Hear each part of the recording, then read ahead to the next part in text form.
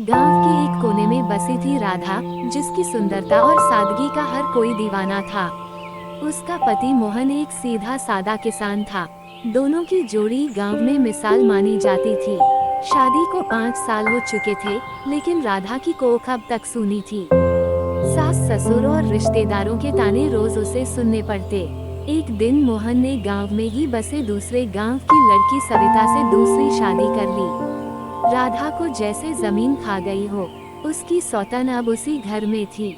सविता जवान थी, हंसमुख थी और जल्द ही गर्भवती भी हो गई। राधा की पीड़ा अब शब्दों से परे थी।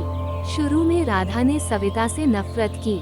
दोनों के बीच दीवार खींच गई थी। सविता ने कोशिश की दोस्ती की, पर राधा का दिल पत्थर बना रहा।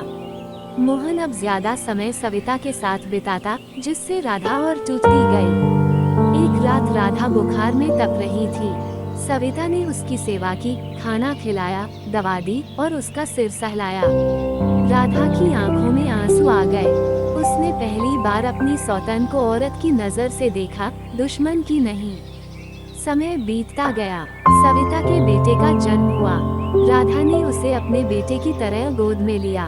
वह सविता की मदद करती, बच्चे को सुलाती, उसे नहलाती। सविता अब राधा को दीदी कहने लगी थी। दोनों औरतों ने एक दूसरे का दर्द समझा और एक अटूट रिश्ता बना लिया।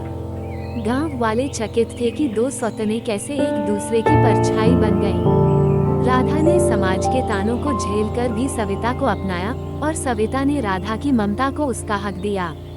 मोहन, जो कभी दोनों के बीच फंसा था, अब राहत की सांस लेता था।